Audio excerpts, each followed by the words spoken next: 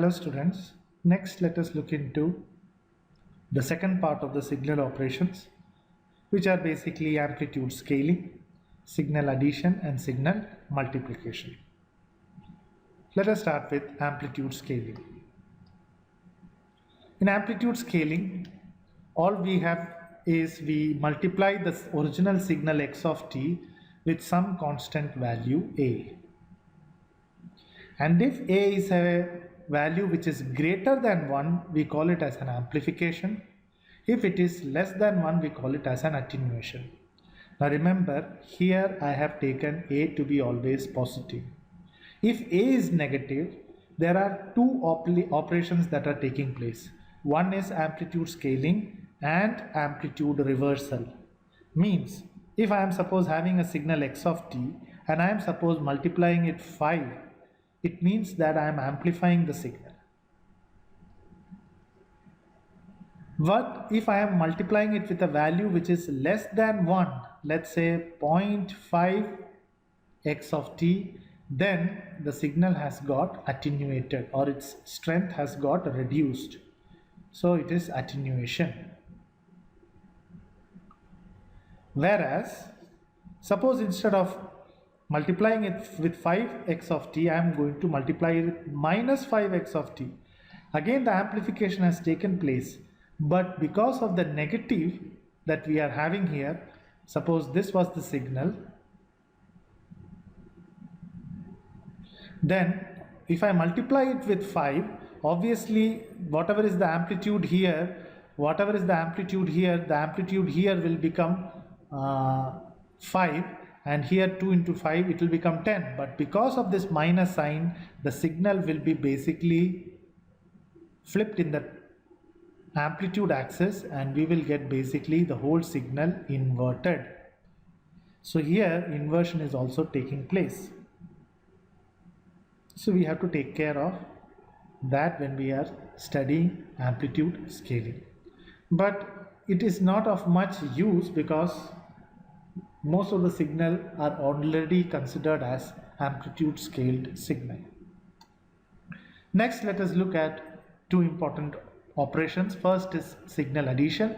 Here we will look into the signal addition of continuous time signal, and here we will look for the case of discrete time signal. Suppose you want to add two signals x1 of t and x2 of t. How do you add them? Basically, this is a small trick that I want to tell.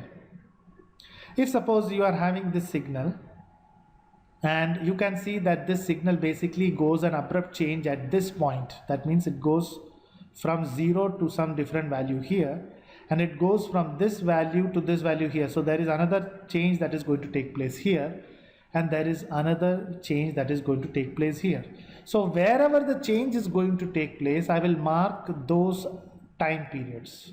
So here and then here. That means I am having a change at this point, I am having a change at this point, and I am having a change at this point. Similarly, look at the second signal. The signal will have a change of amplitude here. Here also there will be a change, and here also there is a change. That means the signal is changing at these points. Now what I do is I basically draw axis as it is drawn here. I basically draw the axis such that it touches all these points as well as these points. Now you can see this axis that is drawn here basically touches this point. So these two are done. Now the 0 axis is there in the center. It's already there in the axis. So this is also done. Whereas here this signal is already there and there is no signal here, but still I have drawn the axis. Why? Because I want to cover this particular one. So this is also done. This point is also taken care of. Here you can see that the red is already here only in this point, whereas here there is no change, but still I have drawn an axis because I am going to do away with this point. So now you can see that there are axes. Now in between this axis, whatever is the value of these two signals x1 of t and x2 of t, both of that we will add. For example, if you see at this point the value is 0, here also the value is 0, so in the final signal this value is going to be drawn as 0. Now in this particular gap, this value is having a value of 2, whereas this is having a value of 0 here, and here it is 1. So I will basically take 0 and this is 2, correct? So 2 plus 0 is going to be 2. So I will mark 2 here, and here it is going to be 2 and 1. So 2 plus 1 is 3. So I will mark 3 here, and I will draw the line joining 2 and 3, and that is what I have done. So that is basically the addition of these two signals. Then here its value is 1. Here also its value is 1. Whereas here the value is 1, but here the value is 0. And see, here the value is 1. So now 1 plus 1 is going to be 2. So I have brought that signal down here, which is 2. Now here it is 1 and 0, but the amplitude is 0.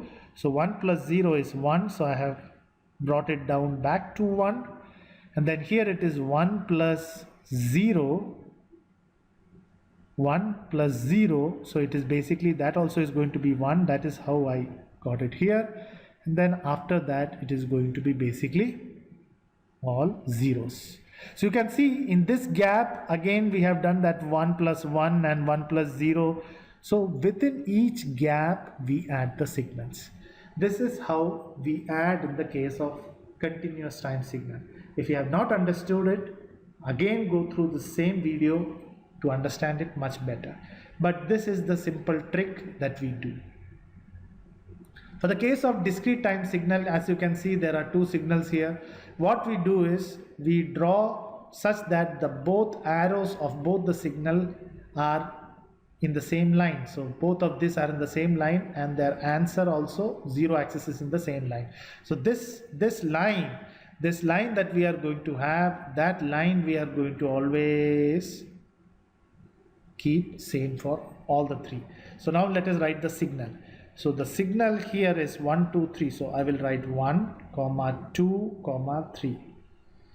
And here it is going to be, from the arrow it is going to be 1, then it is going to be 2, then again 2.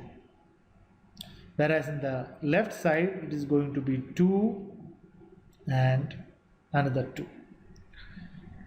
So what are the signals here? Here automatically it is 0.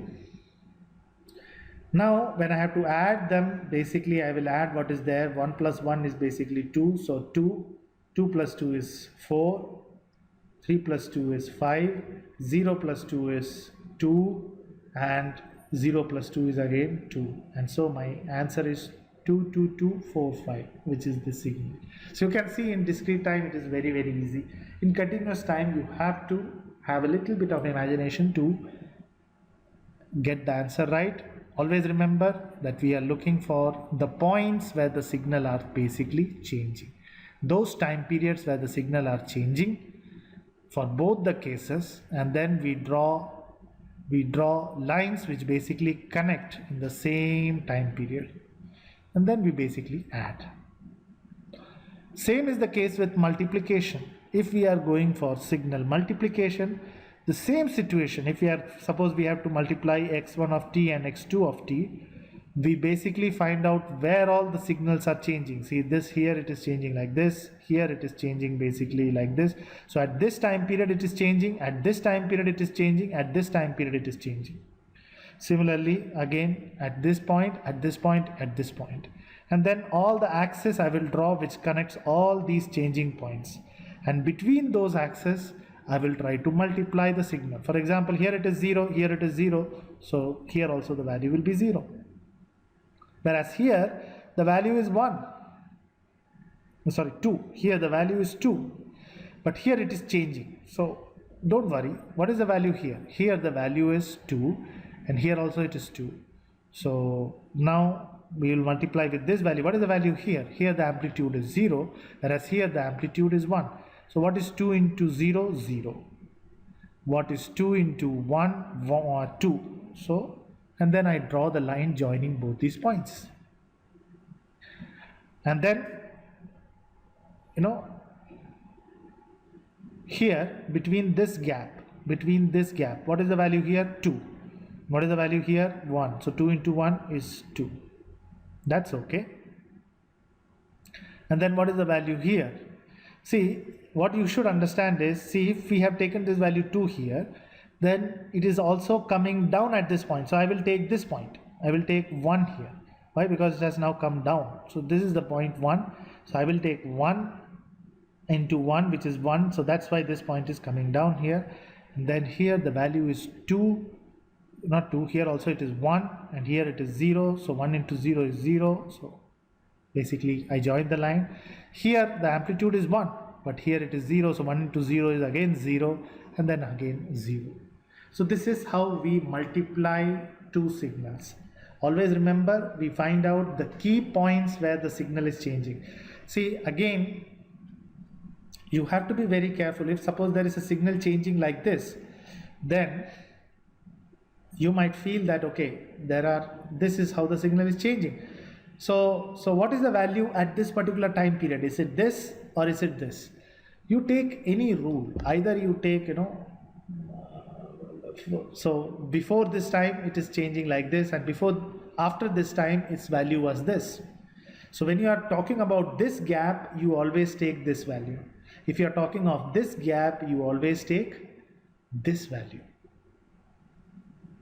That is what I have done here. Here, what value should I take if I am going to multiply in this gap? In this gap, it is better to take this value.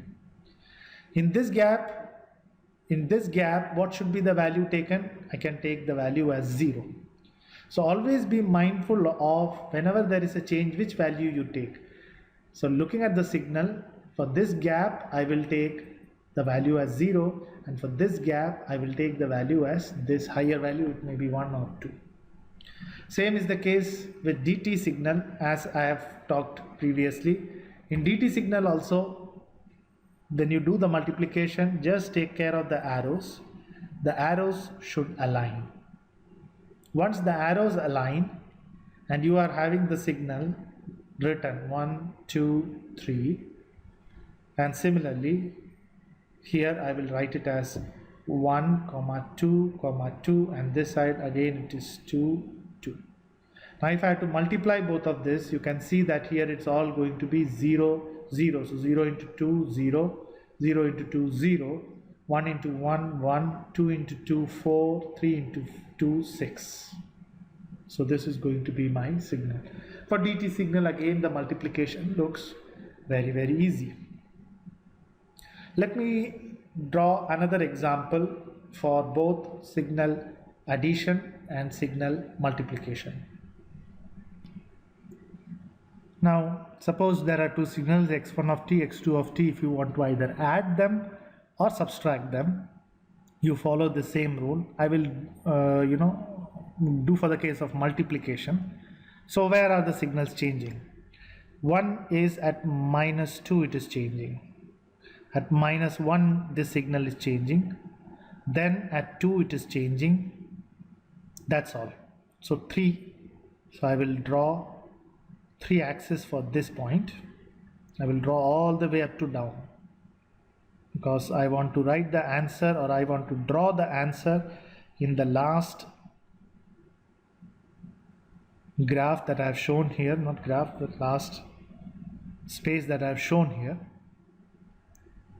Sorry, I should not have drawn this one because there is no time period here.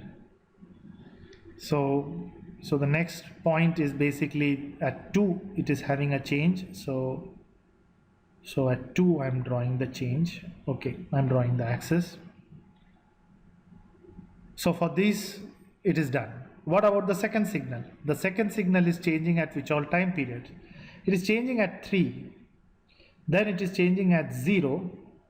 Then slowly sloping down, and it's changing at 3. So these are only the 3 points I am concerned about. So I draw a line which connects all the 3 axes.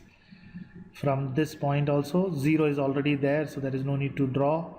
Then it is going to have a change in 3, so I am going to join this 3. So now I have got these many axes and the values I already know. So now let me mark the those points and those gaps. So here before that it's all going to be 0. I'm going to do multiplication. So here it's going to be 0. So I will draw the final signal. Let me draw the final signal like this. So up till this point it is 0, no problem. Then here its value is 1 and here the value is 0. So 1 into 0, again its value is going to be 0. There is going to be no change. Now coming here, what is the value here? Here suppose the value is 1 and 2 here. Okay, this is 1, this is again 1. So 1 into 1 is going to be 1. Okay. Next, what is the value here? 2. What is the value here? 1. So 1 into 2, which is 2. So I have to draw like this and then join with the present point where the graph was. Then what about this point? Now there is a slope here. So what I will do is I will take the points. Now this slope is going to, so I'm going to go for this whole gap. So I will look at the point value here, the value here, as well as the value here and the value here. And here, as you can see, the value is 1, no problem. This is slowly sloping down. Here it came to 0 with a gap of 1. So, you can assume, very easily assume, if this is 1 and this is also 1, so the slope is 1. So in the next step, again, it will go one step down. So this will be minus 1. This point will be minus 1. Okay. What is the value here? I already told, when you are looking between these 2 points, here the value is 2. That is okay. But what about this axis, this time period? I told you have to look between these 2 axes. So I am looking at what is the value here and what is the value here. Here the value is 2, no problem. But in 2, there are 2 values, this one and this one. Which one will you look for? Which one will you go for? As I already told, the best is to always look for what is the value or what is the value in this particular gap. So in this particular gap, the value is 2 here. Okay, so I will take 2. So I will take 2. So 2 into 1 is 2. So I already had this as 1. This is 2. So I am already at 2. So no problem. I am at 2. Then what is the value here? Here the value is minus 1 and here it is 2. Correct? So 2 into minus 1 is minus 2. So I have to draw this all the way down, which I cannot draw now. So, but I will just, draw. So suppose this is minus 2. So I will draw minus 2 here. And then from here, what is the value? Again, it is going down. So this is minus 2. So what is the value I am going to do here? Here it is going to be, okay, let me draw it slightly. This has slightly gone out of range. So let me draw it. So again, I'm going to redraw just like this. So 1 into 1 is going to be 1. I'm going to draw it very small. 1 into 1 is going to be 1. 1 into 2 is going to be 2. So I have reached up to this point. Then to draw the slope, it is going to go from my plus 2 to minus 2. So minus 2, if I'm going to draw, I will draw it here. So let me draw it like this. Okay. Next, at this point, so what will I am going to multiply? I am going to multiply minus 1 with what is the value here? Here the value is again 0. Minus 1 into 0 is going to be 0. So I will bring it all the way up here. This is going to be 0. And then at this point, again it is going to be 0. So 0 into whatever be the value, 0 and then 0. So this is how the signal is going to look like. So this is the method. If it would have been plus, then I would have, instead of multiplying the values, I would have just added the values. So please take care of drawing this axis and looking at the values. Again, let me again tell you, if you are having a change here and if you want to know what is the value that I should take, then always remember that for this gap you take the value that is here, and for this gap you take the value that is here. So this is the basic signal operations. 3 operations we have learned here: amplitude scaling, signal addition, and signal multiplication. Thank you.